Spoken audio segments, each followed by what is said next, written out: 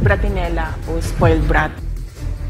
Ang budget ng Pilipinas ay hawak lang ng 2 tao.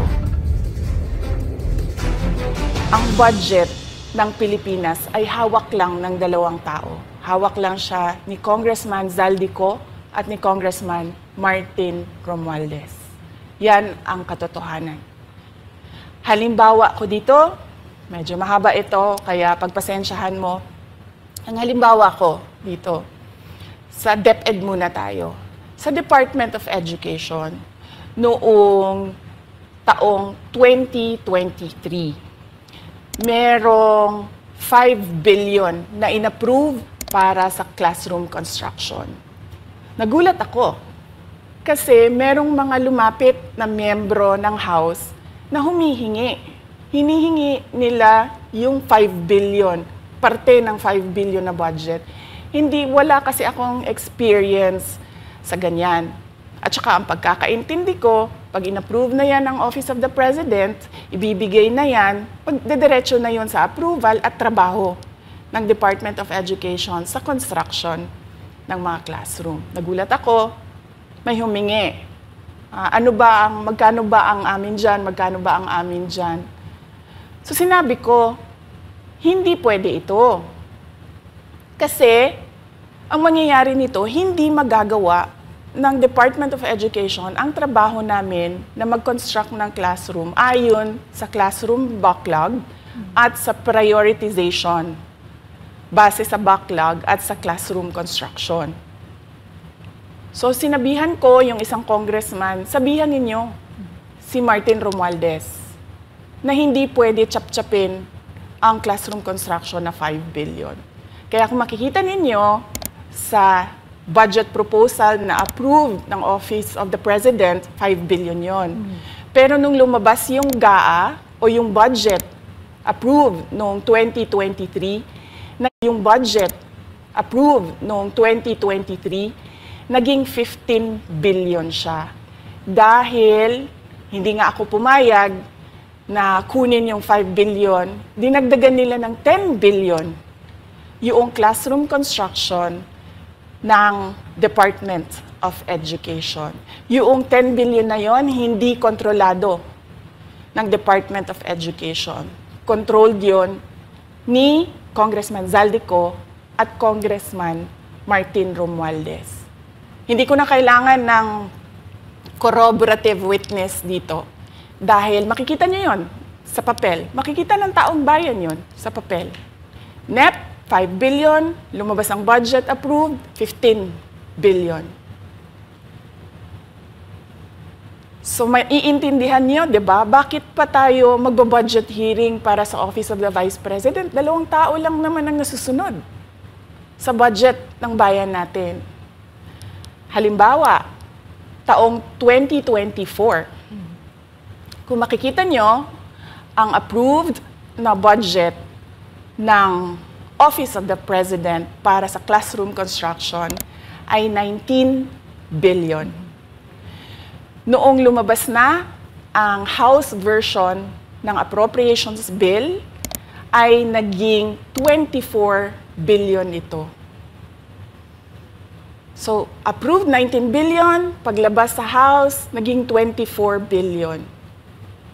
At doon sa 24 billion na yon, kung hahanapin mo sa papel, kinuha nila ang 5 billion ng repairs ng classrooms at nilagay nila doon sa 19 billion para maging 24 billion siya.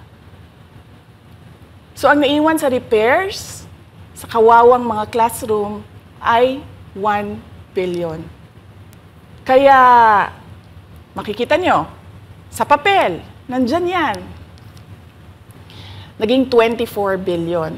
At hindi lang yan, dahil noong 2023 ay hindi ako pumayag na hindi masunod yung DepEd na rules sa paano mag-classroom construction based on need. Ang ginawa ngayong 2024, inattach nila ang listahan na kung saan gagawin ang mga classroom construction worth 17 billion. Makikita nyo yon sa papel. Pagdating namin sa Senate, nakita yun ng mga senador. Tinanong nila ang Department of Education, totoo ba o hindi totoo na galing sa inyo ang listahan ng 17 billion ng mga classroom construction? So sabi namin sa mga senador, hindi totoo. Hindi namin magagawa yung trabaho namin, hindi natin masosolve ang classroom backlog, kung ganito ang nangyayari, pwede ba ninyo kaming tulungan? Yung mga senador naman, very helpful sila. Oo, tulungan namin kayo. Kaya nga, kung makikita ninyo sa interpellation ng isang senador doon sa budget hearing sa Senate, tinanong niya, diretso, galing ba sa DepEd ang listahan ng 17 billion? Galing ba sa DepEd ang listahan na inattach doon sa House version? Sinabi namin hindi. Hindi galing sa amin yan. On record yon. Makikita nyo sa mga videos, balikan nyo yung mga videos. Makikita nyo. Yes, my concern, Madam Chair, Mr. President, under the GAB, I observed that there was an increase in the budget for the construction of new classrooms from 19.6 billion to 24.6 billion. However, this is my concern, which you mentioned earlier, that the repairs and rehabilitation of classrooms was decreased from 6.5 billion to 1.5 billion. I also have information, Madam Chair, Mr. President, that 24.6 billion allocated under the GAB, but only 9.8 billion from the allocation is left to the discretion of DepEd. Kaya hindi ko na kailangan ng witness kasi makikita nyo sa papel. Tapos dumating ang BICAM, walang nangyari dahil ang nasusunod doon ay si Congressman Zaldico at si Congressman Martin Romualdez. Kaya nandun pa rin naka-attach yung 17 billion na ginawang listahan ni Co at ni Romualdez. In fact, balik lang ako konti sa'yo, ha?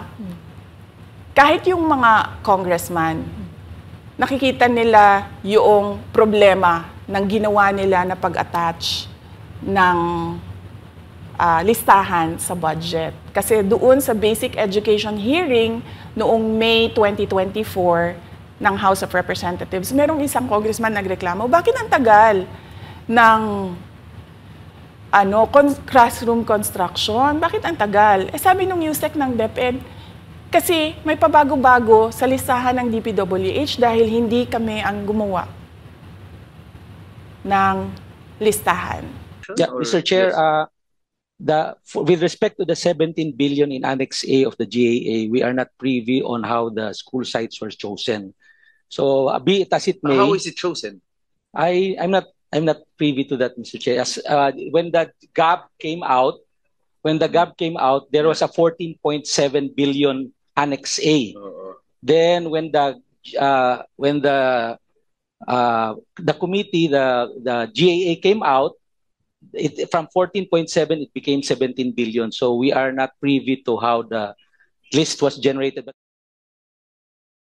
So dagdag ko lang yan doon sa confirmation na kinuha nila yung budget ng DepEd at isa yan sa mga rason kung bakit ako nag-resign sa Department of Education. Hindi na ako papayag na sa susunod na taon, ganyan pa rin ang gawin nila at ako yung mananagot sa ginagawa nila. Kaya yan yung sinasabi ko, bakit pa tayo mag-question and answer dito para atakihin niyo ako? Ang masusunod lang naman sa budget, 2 tao lang. Makikita natin na let's stick to our plan, atakihin natin ito siya. Walang kinalaman sa kanyang Office of the Vice President 2025 budget proposal.